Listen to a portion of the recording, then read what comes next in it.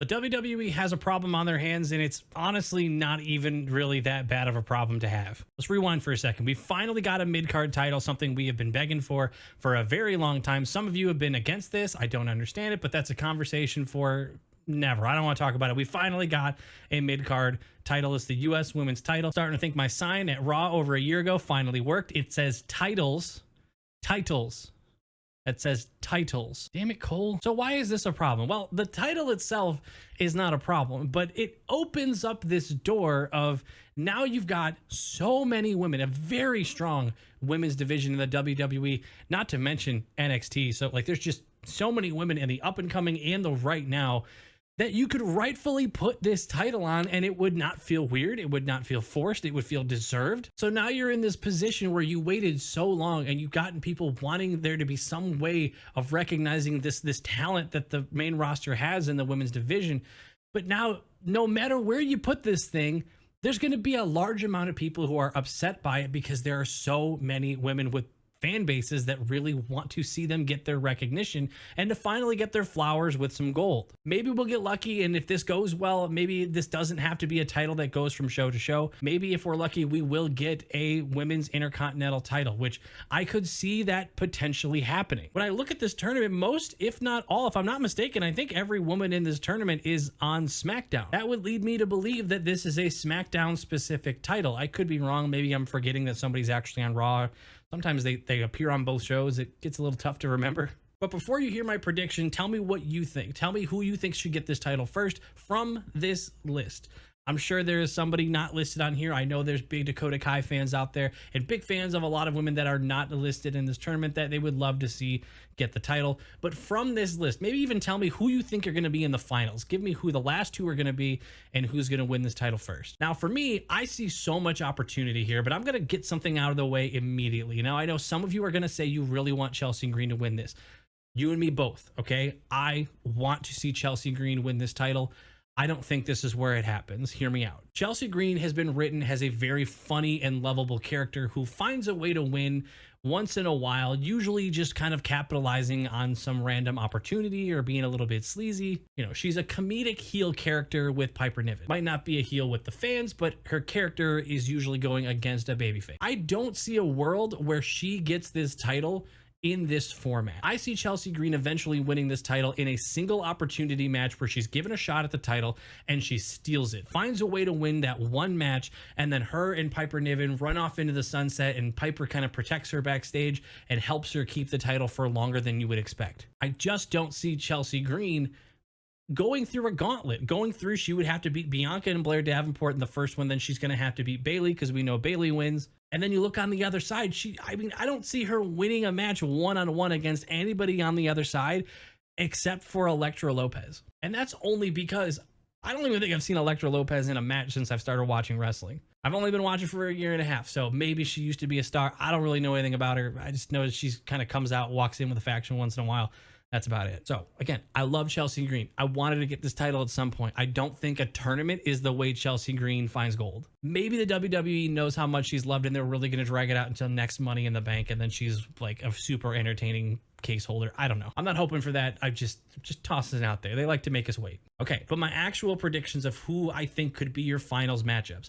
I think you have too many opportunities here for two people who are properly aligned as friends to face off in the final. So I've already spoiled what my picks are. I predict, again, not necessarily rooting for, but I predict this is going to end with Bianca Belair facing off against Jade Cargill in the finals. I think it gives you a really interesting way to create the divide between them. I think they could go into that with their tag team titles. It'd be super awkward that they have to face off against each other. Maybe they're even hesitant. And I think this is a really, really great opportunity for Jade Cargill to do her heel turn by doing something a little bit nasty to take out Bianca to take the title. I think it's pretty clear that between the two of them, Bianca is too much of a superstar babyface and just too damn good at it for her to be the heel between the two of them. This would also give Jade more opportunity to show off what she can do in more than just a tag match. She would start in a triple threat.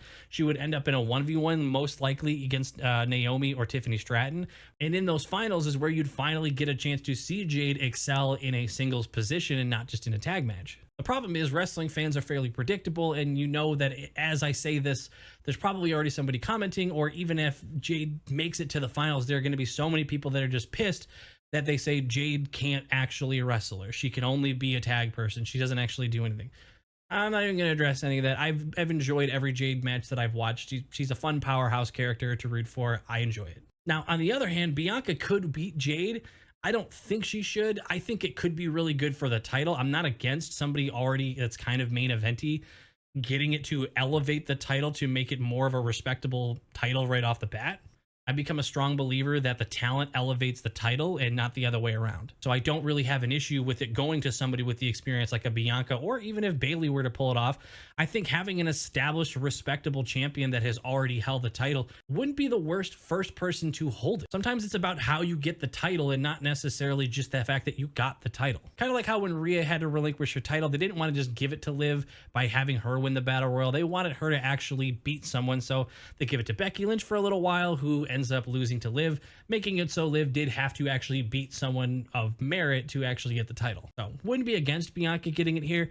And to be honest, I think she's earned it. I think she's just great all around. I really would kind of enjoy it, especially if it ended up being against Jade and Jade got pissed while she had it. I mean, there's your other option right there. Bianca could win it and Jade could have to try to be happy for it, even if maybe they don't face off. Maybe Bianca beats someone else. You could see Jade getting jealous or something and they can go with that, but I think it'd be cool to see them face off in the final. On a side note, if you're not already on the Patreon, I highly recommend you check it out at this point. It couldn't be a better time. We're putting out so many watch-alongs. Me and my fiance Tally do watch-alongs on the Patreon of a bunch of old matches that you guys submit. Any patron can watch all of the watch-alongs, but the higher tier patrons actually get to pick every single month which matches we go through and which ones we watch. It's been a great way for her and I to learn wrestling, learn the history of a lot of these wrestlers, and see a bunch of wrestlers that we've never actually heard of before, but now we understand references that we didn't. Tally and I also have a podcast that goes there every month that you guys get to participate in if you choose to. The Patreon is just an extremely active and close-knit community at this point, and I invite you to check it out. The link will be down below. Let's go back to the video. Now, the second option, and this is, the more I've thought about this one, the more I think I like it more than the first option. Now, my prediction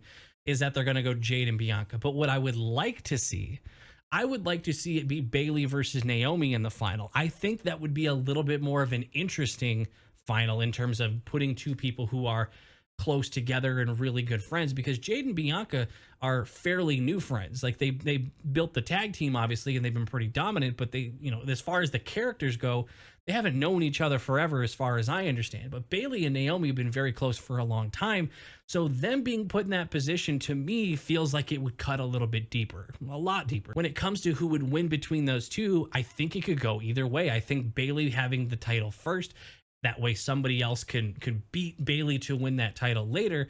I think it would be healthy for it, but I also could see Naomi being the one to take down Bayley, and I feel like Naomi deserves it. I mean, a lot of people are clearly behind her. If you watch the match where she went up against Nia Jax for the women's title, just on this last SmackDown, the near falls got massive pops from the crowd. People were really behind Naomi. Now, part of it could have been them rooting against Nia Jax, but Naomi, every time she has a match, I feel like she puts together enough that the crowd is pretty behind her regardless of the situation. Now, I don't mean any disrespect to any of the women that I'm not really giving a chance here. Candice LeRae's character has been a lot more interesting now that she's been getting more involved with the Nia Jax situation. I feel like what they were trying before just wasn't quite hitting.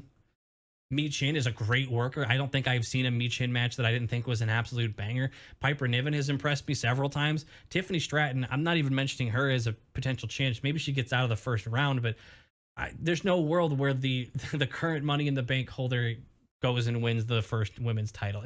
I think that would just be a really weird decision. So she's just there to keep her fresh, keep her on TV, and put on a show.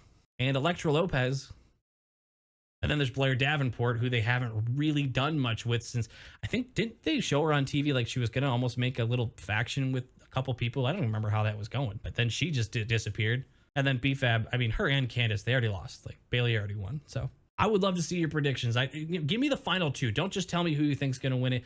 And obviously, you could pick someone who's not on the list for the tournament, but that would be weird. So just pick out of the people who are in the tournament, and then if you want, you could tack on who from the other show you hope gets it later. But do you think we're going to get an IC title on Raw? I think that would be really sick. I don't see any reason why not. It just, the women are there for it. There's the talent. We have it on the show. let's give them something to fight over. Let's get some gold out there. If you want to talk more about this, join the Discord or follow me on Twitch. I don't know if you're aware of this, but if you just want to chit chat, I don't have a huge following on Twitch. Not that I have a huge following here, but I have an even smaller following on Twitch. So if you just want to come over there while I'm playing random games, sometimes I'm playing 2K, sometimes I'm playing Elden Ring or whatever, you can come chat about wrestling or just hang out. I'm open to it. So if you see me live over on Twitch, doesn't matter what I'm playing. Just we can talk about whatever we saw in the last Raw, SmackDown, or even Dynamite. I watch AEW as well. So make sure you subscribe to the channel. We just hit 11,000, by the way. So thank you so much for that. Crazy to think that this channel started like 5 or 6 months ago and we've already hit 11,000 subscribers. That's insane. But thank you so much for watching the video. Thank you so much to the patrons that are flying up the screen. I will see you in the next video.